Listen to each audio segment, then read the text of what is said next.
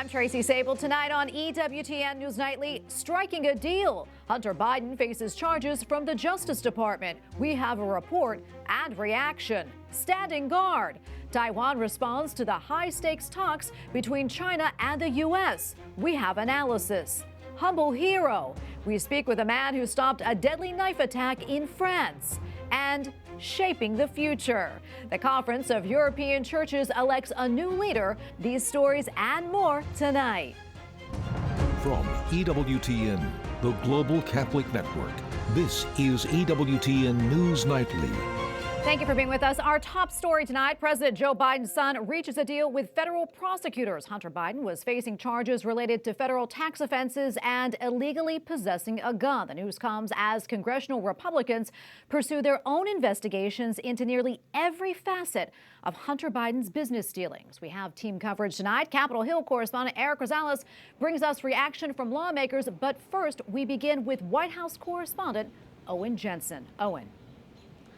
Tracy, based on an agreement in U.S. District Court in Delaware, Hunter Biden likely will not have to worry about heading to prison.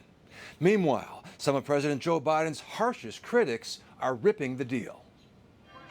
As part of an agreement made public today, President Joe Biden's second son, Hunter Biden, will plead guilty to misdemeanor tax offenses, and he'll be spared prosecution on a charge of illegally possessing a firearm as a drug user. The GOP tweets its displeasure with the deal. It is clear that Joe Biden's Department of Justice is offering Hunter Biden a sweetheart deal. Does anyone think the DOJ would ever offer this to an American who wasn't related to Joe Biden? Meanwhile, tonight, President Biden remains in California, where he's holding campaign fundraisers. He brought up abortion when speaking to Democratic donors last night, saying, "We're not going to be able to pass a constitutional amendment, but I'll tell you what we can do. We can pass a national law taking Roe v. Wade and codifying it in every state." But SBA Pro-Life America responds. And President Biden and his radical allies want to undo those laws that have saved tens of thousands of lives. The president also complained about Republican Senator Tommy Tuberville, who is holding up Pentagon promotions until the Biden administration stops using federal tax money for troops to travel to get abortions. President Biden says, "It's just bizarre. I don't remember it happening before." The only thing that is bizarre is the Biden administration's advocacy for abortion on demand up until birth. And they are widely out of step with the American people on this issue. Vice President Kamala Harris and First Lady Jill Biden are also hosting pro-abortion events this week as we approach the anniversary of the Dobbs decision that overturned Roe v. Wade. Now back to Hunter Biden asked for a response to the charges against him. White House spokesperson Ian Sams said, quote, "The president and First Lady love their son and support him as he continues to rebuild his life. We will have no further comments," end quote. Meanwhile, former President Donald Trump, facing his own legal challenges, likens the Hunter Biden deal to, quote, "a mere traffic ticket." At the White House, Owen Jensen, EWTN News Nightly. Despite the charges against Hunter Biden, Republicans on Capitol Hill remain critical of the Justice Department and the FBI. Many still say the DOJ has a two-tier justice system. Capitol Hill correspondent Eric Rosales has more on that. Eric? Well, good evening, Tracy. While President Biden says that he supports his son Hunter, Republicans tell me that this issue is not over. They can't believe that after 5 years of investigating these misdemeanor charges is all that the FBI and DOJ have come up with. Republicans are now wanting to look deeper into this issue, and not only that, but also into the issue of allegations of the Biden family pay-to-play business scheme with foreign nationals. You can't just indict Hunter Biden for tax evasion. If he just gets indicted for tax evasion or lying on a gun application, that's a joke. He could be indicted for 5 or 6 things right now. But it's not just the president's son. It's the entire family. Back in April, Congressman James Comer, chair of the House Oversight Committee, anticipated these charges against Hunter Biden. Today, the Kentucky congressman tells me he continues to gather evidence from the U.S. Treasury of an influence peddling scheme with foreign nationals against the entire Biden family. Evidence that aligns with what senators uncovered earlier. Senator Grassley and I laid out in our September 2020 report the vast web of foreign financial entanglements that absolutely would compromise a President Biden. But the mainstream media censored it, suppressed it, America elected Biden. Now we have a compromised president. Senator Johnson tells me Hunter should be facing felony charges. We revealed this in our report. Hunter Biden paid tens of thousands of dollars to sex-trafficked women through an international sex trafficking ring. President Biden, during about a 4 or 5 month period where Hunter was spending tens of thousands of dollars, offered to pay about $100,000 of Biden's bills. Republicans now demand a special counsel to look into where Hunter Biden got the money to evade the tax violation. That this is unequal application of the law. Here we have corruption at the highest levels within the FBI and the DOJ. The only way they're ever going to get their reputation back is to come forward and let there be this special counsel. It is important to note that I did reach out to several Democrats, including the leading Democrat on the Oversight Committee, Congressman Jamie Raskin of Maryland. He told reporters that the charges against Hunter Biden revealed that the DOJ's, quote, continued institution of independence. Democrats call the investigation by Congressman Comer nothing more than a conspiracy theory. At the Capitol, Eric Rosales, EWTN News Nightly. Well, a new report says China is in high-level talks to open a military training facility in Cuba. The Wall Street Journal says the base is at an advanced level but not yet finished. The move raises the prospects of Beijing having a permanent military presence around 100 miles from both the United States and Taiwan. And joining us now is Jekeliek, senior editor with the Epoch Times and host of the show American Thought Leaders. Jan, great to be with you today. A lot to talk about, but first I want to talk about this reported joint military training facility between China and Cuba. It's not a done deal just yet, but if it were to come to fruition, it would be located on Cuba, and as we mentioned, less than 100 miles away from the U.S. What do you think this all signals? Well, thank you for having me, first of all, Tracy. The thing that's really important to know is that we've already known for some time that there is a Chinese listening post in Cuba. So it's kind of not surprising that they would try to escalate this. I mean, both on the Cuban and the Chinese Communist Party side, you might be familiar with the Chinese regime's Belt and Road Initiative, huge encroachment into over 100 countries around the world, big seaports being built and so forth. So you could actually view it in a sense as a building on that. But at the same time, communist regimes actually, basically intend to support each other. Cuba, was very instrumental in what happened in Venezuela. It's not surprising that they're trying to kind of pick up a bargaining chip for themselves working with China, as you can see, because Secretary Blinken was recently in China, and the U.S. is trying to, at least by everything that's been said, trying to kind of thaw relations to some degree. Yeah, and I want to jump off of that, Jan. As you mentioned, America's top diplomat, Antony Blinken, he did meet with Xi Jinping the other day in an effort to stabilize relations between the U.S. and China. And during that meeting, President Xi told Secretary Blinken, quote, China respects U.S. interests and does not seek to challenge or displace the United States. Your thoughts on that, especially in light of this potential military training facility, really right at our doorstep? That is, frankly, I would just call it silly, because it's a central kind of thesis of both Chinese foreign policy and military doctrine is displacing the United States.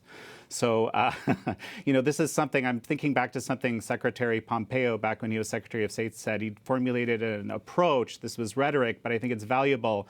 Distrust but verify. So this is one of these situations where a statement like this needs to be checked that way. Yeah, and on a different note, it seems that more and more evidence is pointing to the COVID lab leak theory. In fact, a recent report reveals that multiple government sources say, some of the very first people to contract COVID-19 were researchers at that Wuhan lab. Jan, are you at all surprised about this? And what more do you know about that?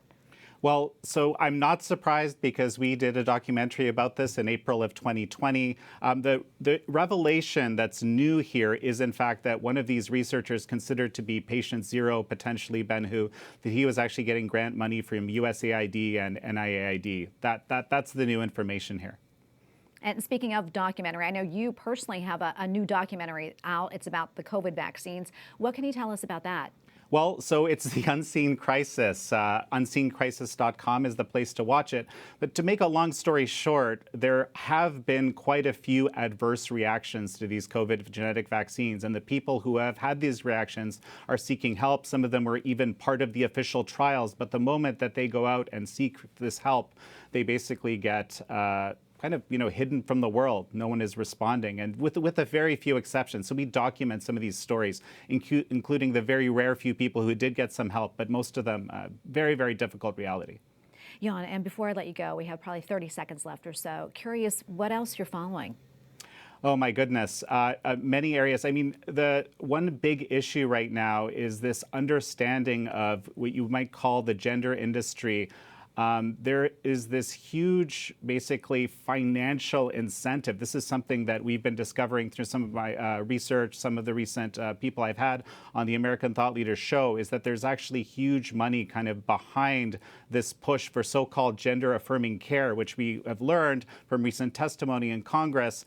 7 countries in Europe that have tried this have actually pulled back on it because the science says, no, this is actually not the way. This actually causes a lot more problems than it helps. Yeah, and we've been following that as well. Jan, thank you so much for coming on and for your insights. We really appreciate it.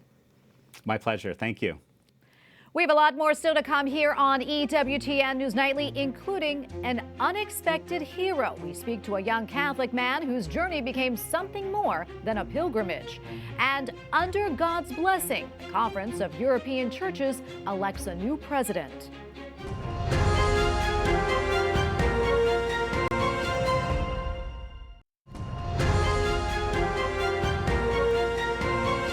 Developments not in the story of the 24-year-old Catholic student in France who earlier this month helped stop a knife attack at a playground. The president of France is requesting that Henri be a special guest at the reopening of Notre Dame Cathedral in Paris, set for next year. Called the hero with a backpack, Henri helped stop a knife attack on a playground near the French Alps. 4 children and 2 adults were injured but are recovering. One suspect is in custody, and backpack hero Henri joins us now. Henri, so great to be with you. A lot to discuss today, but first, I'm curious, what did you see when you were on the playground that day, and why did you feel so compelled to get involved and stop it? Yeah, so I was traveling like all around France to see all the cathedrals in France. I started this journey like 2 months ago. And this day I was in Annecy just to visit the cathedral, and I was returning to the cathedral then to go hitchhiking. And I met this man who was trying to attack some children. And for me, it was not possible to just see that and not trying to stop him. So I stopped my brain and I act like an animal, and I'm thinking that maybe I was not here without a purpose. Maybe it's like Holy Spirit. I'm Catholic, so I can say that. Maybe it's the Holy Spirit who laid my foot towards this man.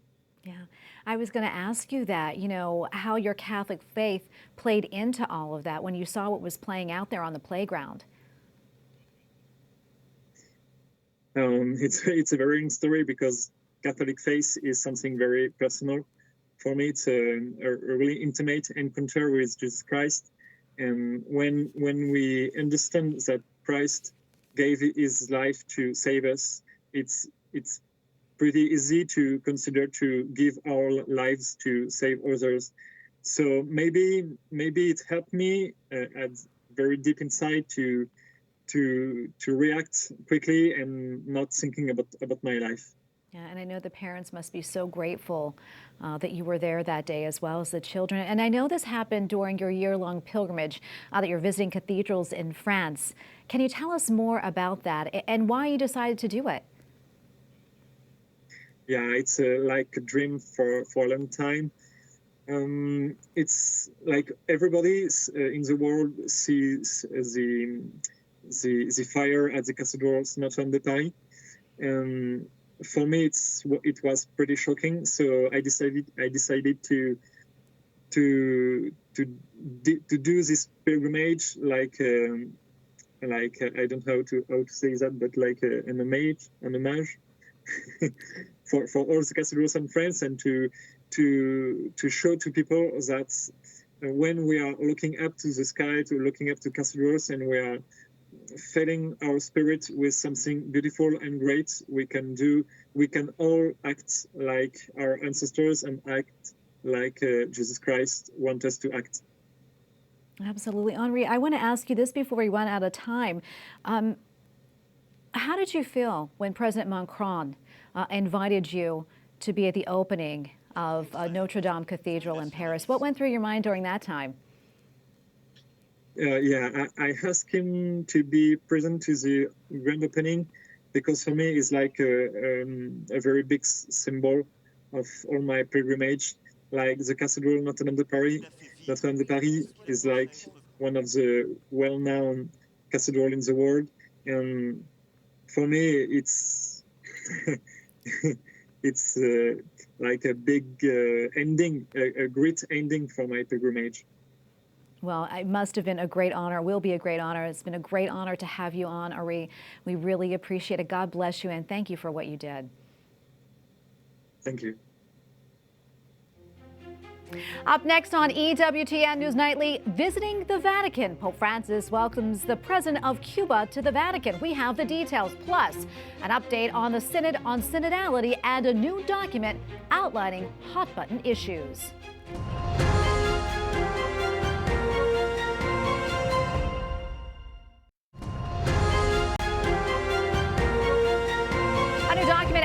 The discussion questions for the Synod on Synodality starting in October at the Vatican. The highly anticipated text covers hot-button topics as women deacons, priestly celibacy, and more. EWTN Vatican Bureau Chief Andreas Thonhauser has more on that. The Secretary General of the Synod, Cardinal Mario Grech, presented today the Instrumentum laboris, the working document for the first part of the Synod this coming October. The working document will be essential for the discussions to be held by the members and participants at the Synod, and it will also set the agenda regarding the topics to be discussed. The so-called Synod on Synodality has faced a lot of questions regarding its objectives. Pope Francis made it clear from the very beginning that at the core of this listening process should be an exchange on how to better share Jesus' message with today's society around the globe. In the first phase, which was carried out on a diocesan level, issues were raised such as the role of women, priestly celibacy, the Church's stance on sexuality, and authority in the Church. Some voiced concerns that the synodal process might follow an agenda of changing Church teaching. In a long interview with EWTN, Cardinal Grech addressed these concerns, reaffirming that the one true objective of the Synod is to listen to the Holy Spirit how to better evangelize. When asked after the German synodal path, in which participants were in favor of changing the Church's teachings on hot-button issues, Cardinal Jean-Claude Hollerich found clear words. The related general of the Synod, and therefore its main interpreter, said that the Church is not a parliament and that the global process is very different from Germany. The working document focuses on three themes for the synodal process: communion, participation, and mission. While it poses many questions for the discernment by the participants, including such hot-button topics as women deacons, priestly celibacy, and LGBTQ outreach, it devotes a great deal of attention to authority in the Church. The text itself stresses that it is not a document of the Church's magisterium, but it presents the topics to be discussed by the Synod, which makes even more important who the final participants will be. In Rome, Andreas Thonhauser, EWTN News Nightly. A church in Germany says a cross gifted to it by the late Pope Emeritus Benedict XVI has been stolen. According to police, the display case that held the cross was broken into yesterday by unknown perpetrators. Officers add that the value of the cross is, quote, not quantifiable. Pope Francis met with the President of Cuba today at the Vatican. Santidad, un placer verlo. Me encanta. Qué bueno verlo recuperado. President Miguel Diaz-Canel is now the third Cuban president to visit the Vatican. Pope Francis also visited Cuba back in 2015 as part of efforts to improve international relations with the communist country. The Holy See did not release any details of the private meeting. An organization of more than 110 Orthodox, Protestant, and Anglican churches in Europe has elected a new leader. Archbishop Nikitas of the Greek Orthodox Archdiocese of Thyateira and Great Britain is the new head of the Conference of European Churches. Archbishop Nikitas is also co-president of the European Catholic Orthodox Forum. The Conference of European Churches began in the 1950s. Its focus includes public theology and youth participation in churches. And the new president, Archbishop Nikitas, joins us now. Your Eminence, thank you so much for your time today. We appreciate it, and congratulations to you. Can you tell us more about your appointment as president and also about the work that your organization is doing? Well, let me first express my own gratitude for this opportunity to speak with you and to put some things in order, perhaps, or to talk about what we're doing. I have been elected as the new president of the Conference of European Churches. It is an organization which brings churches together from across Europe. Europe finds itself, I think, in a very strange situation these days because we have the European Union. We have those nations which do not belong to the European Union, and people often forget places like the United Kingdom now, England, because we no longer belong to the EU. So we find ourselves in this situation, but with the ability and the challenge to preach Christ to the world, but to focus on Europe and to bring the message of hope there. Yeah, and that is so very important. And I also understand that the issue of peace in Ukraine, that was one of the main themes of the gathering that's taking place. Can you talk to us about that, and how did you address that situation?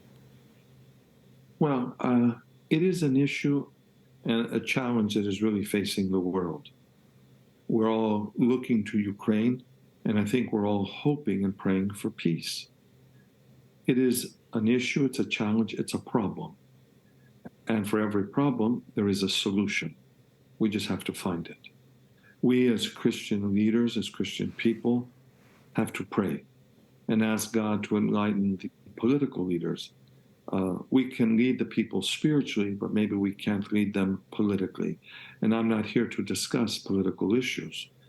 But we have the issue of justice. We have the issue of integrity. We have the issue of human rights, and on down the line. And those are issues which concern not only CEC, the Conference of European Churches, but it concerns each of us as human beings. It concerns me as a Christian. It concerns me as a Christian leader, and now as president of CEC. And Your Eminence, before I let you go, I do want to pivot for a moment and talk about what your organization again does and how it works with Catholic leaders. Well, it's an organization that brings really together three groups of Christians. There are the Eastern Orthodox, there are the Anglicans, there are the Protestants. And then we team with Catholic leadership, Catholic organizations. We're all one big family. We have our challenges, we have our differences like families do. You know, ours focus mainly on use of language, maybe authority, maybe tradition, maybe liturgical style. But we have many things in common. And what we do have in common, first and foremost, is Jesus Christ. And the other things we have in common is to fight for justice, truth, for human beings, to look at the environment, to stop pollution, to be really good stewards of what God gave us, to stop human trafficking, to end modern slavery. The ecumenical patriarch, Patriarch Bartholomew, has been a leading figure in the environmental issues and the challenges and how to overcome them. He's worked with the Pope, the Archbishop of Canterbury. He's worked with non-Christians, and we want to do the same. We're all one family, and we want a better world. We want to leave something better to our children, that which we inherited. Archbishop Nikitas, thank you so much for your time today. It has been an honor and a pleasure to speak with you. God bless you. And we thank you for watching tonight. Remember, you can follow us on social media, Facebook, Twitter, and Instagram at EWTN News Nightly. I'm Tracy Sable. Good night, and God bless.